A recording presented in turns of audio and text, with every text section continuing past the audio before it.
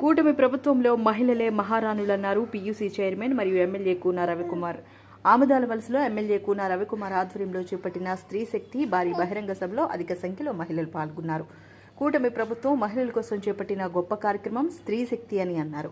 ఎన్నికల ముందు ఇచ్చిన హామీలను ఒక్కొక్కటిగా నెరవేరుస్తూ సూపర్ 6ను సూపర్ సక్సెస్ చేసిన ఘనత సీఎం చంద్రబాబు నాయుడని కొనియాడారు.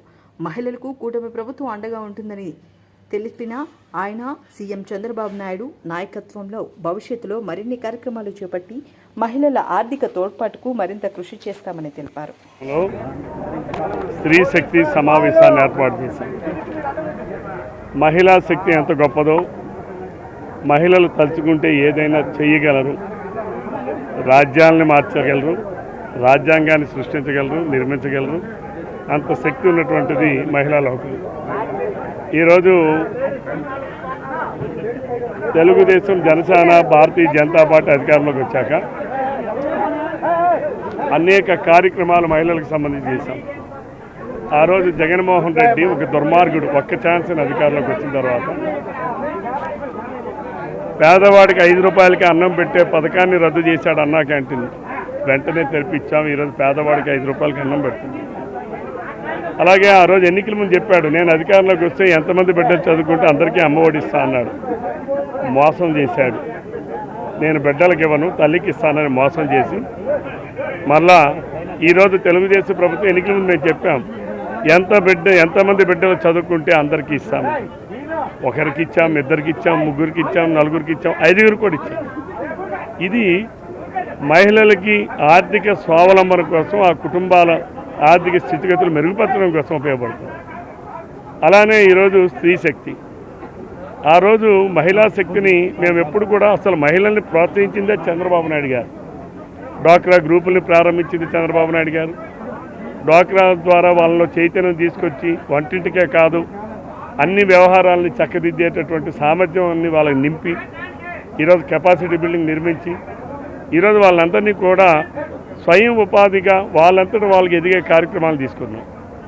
అందులో కొనసాగింపులో భాగంగానే ప్రతి ఇంటికి ఏడాదికి 3 గ్యాస్ సిలిండర్లు ఇస్తున్నాం. అది మహిళల ఆరోగ్యం కోసం ఉచితంగా ఇస్తున్నాం.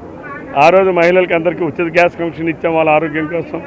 ఈరోజు ఆర్థిక భారం తగ్గించాలని ఏడాదికి 3 గ్యాస్ సిలిండర్లు ఇస్తున్నాం.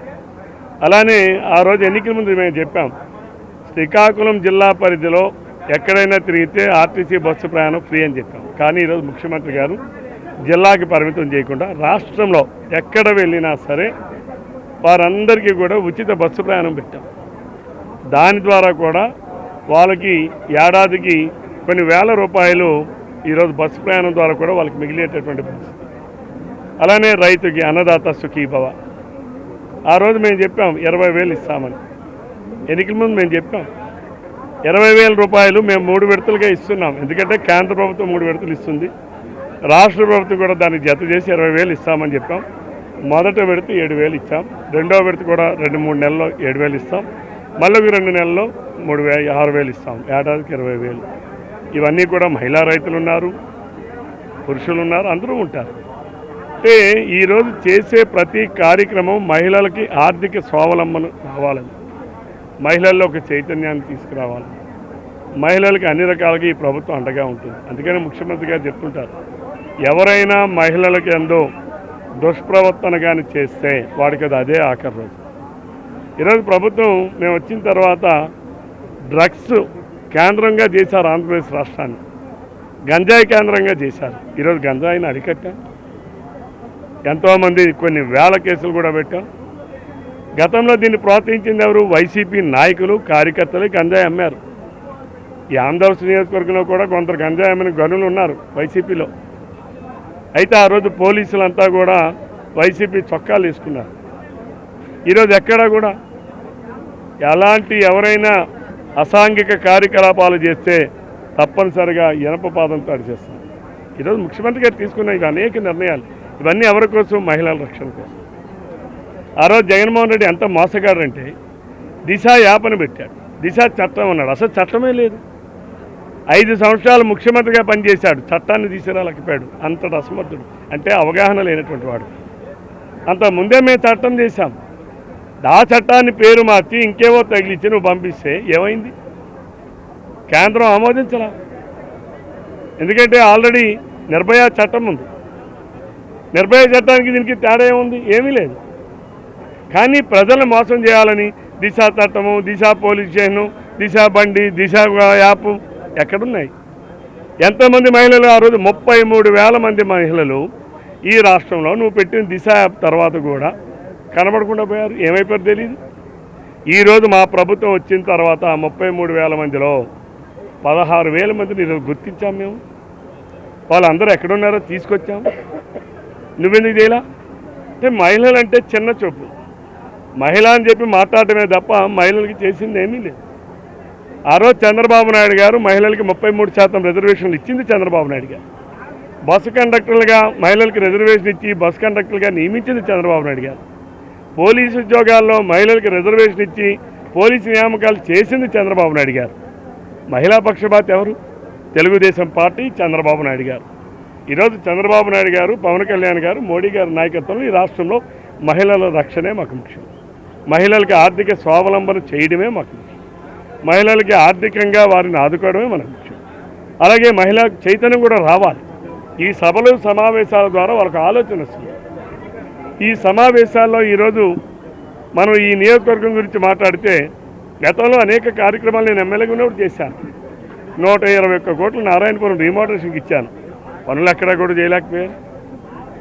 నాగావళి వంశధార నదుల అనుసంధానానికి 140 కోట్ల రూపాయలు పెట్టి 70% పూర్తి చేయించాను. మిగిలిన పనులు పూర్తి చేయలేకపోయారు. నేను ఆ రోజు 44 రోడ్లు ఈ నియోజకవర్గంలో తార్ రోడ్లు వేయడానికి పెడితే అందులో కనీసం 50% కూడా చేయలేకపోయారు. గ్రామాల్లో సిమెంట్ రోడ్ వేయలేదు, గ్రామాల్లో తాగునీరు ఇవ్వలేదు, గ్రామాల్లో ఎక్కడా కూడా ఇవ్వలేదు. ఆ రోజు నేను ఎమ్మెల్యేగా ఉన్నప్పుడు గ్రామాల్లో 136 గ్రామాల్లో ఏవైతే నేను ట్యాంకులు కట్టించి డైరెక్ట్గా వాళ్ళకందరికీ కూడా నీటి సదుపాయం కల్పించానో వాటిని కూడా పాడు చేసే పరిస్థితి. ఈరోజు అందుకే మేము మాటిస్తున్నాం, రాబోయే 2 సంవత్సరాల్లో ప్రతి ఇంటింటికి కొలాయిస్తాం. ఆ రోజు నేను ఈ నియోజకవర్గంలో 258 కోట్ల మంజూరు చేయించాను. వాటన్నిటినీ రద్దు చేశారు. కొత్తగా తీసుకొచ్చారా? చేయగలిచారా? అంటే ఒక పక్కన విధ్వంసం, ఇంకో పక్కన విద్వేషం. సంక్షేమం నేనేవో చేశానని మాట్లాడుతున్నాను. ఏం చేశావో చెప్పాలని నేను అడుగుతున్నాను. నీ వేదిక ద్వారా నేను ఛాలెంజ్ చేస్తాను జగన్మోహన్ రెడ్డికి.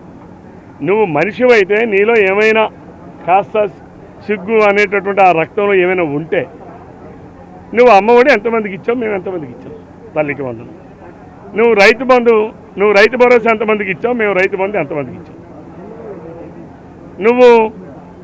మేము ఉచితంగా 3 గ్యాస్ సిలిండర్లు ఇచ్చాం, నువ్వు ఇవ్వలా? మేము ఉచిత బస్సు ప్రయాణం పెట్టాం, నువ్వు ఇవ్వలా? అలానే అన్న క్యాంటీన్లు మూసాం, మేము తెరిపించాం. అలాగే మొన్న ఫిషర్మెన్కి కూడా ఏడాదికి వాళ్ళకి 20,000 ఇచ్చాం.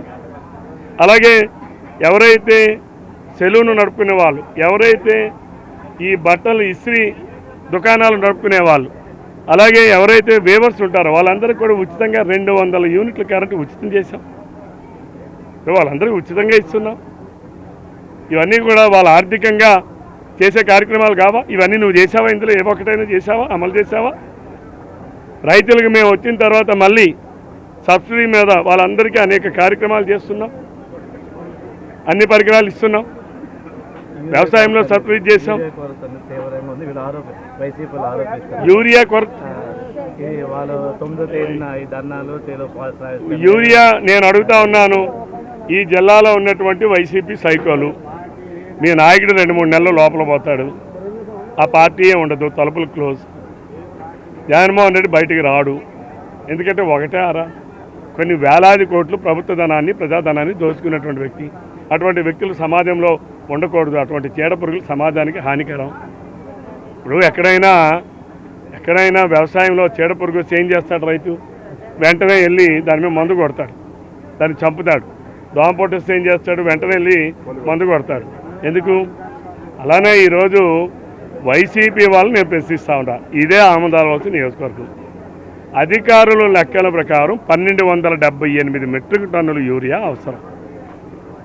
కానీ ఇప్పటికీ 1,600 మెట్రిక్ టన్నుల యూరియాని ఈ నియోజకవర్గంలో సప్లై చేశాం.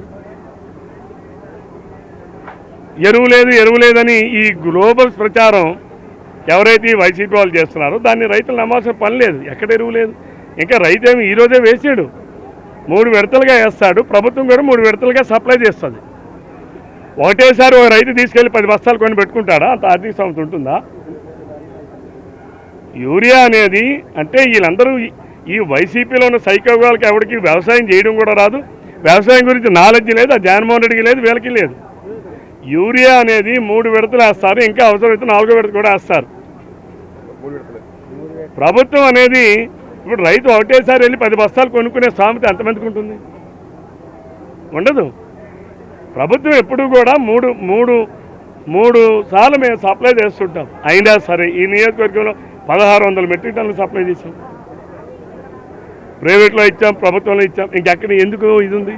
అయితే రైతులు కూడా కొంత ఆలోచన విధానం మారాలి. యూరియాని విపరీతంగా వాడుతున్నారు, మేజికి వాడుతున్నారు. మేజికి యూనివర్సిటీ వాళ్ళు సూచించింది 150 కేజీలు, కానీ రైతు 8 బస్తాలు వాడతారు. యూనివర్సిటీ వాళ్ళు సూచించింది ఎకరానికి 35 కేజీలు యూరియా, కానీ రైతు 70 కేజీలు 80 కేజీలు వాడతాడు. 3 బస్తాలు తక్కువ. అంటే ఏంటి? రైతు విపరీతంగా యూరియాను వాడడం వల్ల రేపు భవిష్యత్తులో భూములన్నీ బీడు పారిపోతాయి, భూములన్నీ నిరుపయోగంగా తయారవుతాయి, భూములన్నీ కూడా కారిపడతాయి. కాబట్టి ప్రజలు కూడా న్యాచురల్ ఎరువుని యూరియాని మనం రెండూ వాడాలి. ఒక్క యూరియా వేస్తే ఈరోజు నేను చెప్పడంలా, ఇవన్నీ తెలుగుదేశం పార్టీ వాళ్ళు ముఖ్యమంత్రి గారు నేను చెప్పడంలా, శాస్త్రజ్ఞులు. ఎందుకంటే వరి వంగడాలు, వరి విత్తనాలు ఏ వేయాలి, ఎలాంటి వేయాలి అనేది దానిని శాస్త్రవేత్తలు దాన్ని పరిశోధిస్తారు. వాళ్ళు చెప్తారు మనకి ఏది ఎంత వేయాలి, ఎలా వేయాలని. వాళ్ళు చెప్పిన లెక్కల ప్రకారం కూడా ఎక్కువ మోతాదు వాడుతున్నాం. దానివల్ల రేపు భవిష్యత్తులో భూములన్నీ కూడా సారం కోల్పోతాయి. మీరు రైతులు కూడా ఈ విషయాన్ని పరిగణలోకి తీసుకోమని పెద్దలు చెప్తున్నారు. అయినప్పటికీ కూడా ఈ జిల్లాలో పుష్కలంగా ఎరువులు ఉన్నాయి, ఇచ్చే బాధ్యత నాది. అసలు నేను చెప్తున్నాను, 1/3 ఎక్స్ట్రా ఇచ్చాము, ఇంకా ఇస్తాం అవసరమైతే, దానికి ఇబ్బంది ఏం లేదు. కానీ రైతులు కూడా తగు సూచనలు చెప్పాల్సిన బాధ్యత మా మీద ఉంది, రైతులకి సమాచారం చేరవేయాల్సిన బాధ్యత మా మీద ఉంది. రైతులను కూడా చైతన్యం చేయాలి, ఎడ్యుకేట్ చేయాలి. అందులో భాగంగానే ఏదైతే వ్యవసాయ శాస్త్రవేత్తలు చెప్తున్నారో ఆ సూచనలన్నీ కూడా ప్రజలకు కూడా తెలియజేస్తున్నాం రైతులకి. అంతే తప్ప ఈ ప్రభుత్వం యూరియా సప్లై నేను అడుగుతాను, నేను నాయుడు దగ్గర లేదు.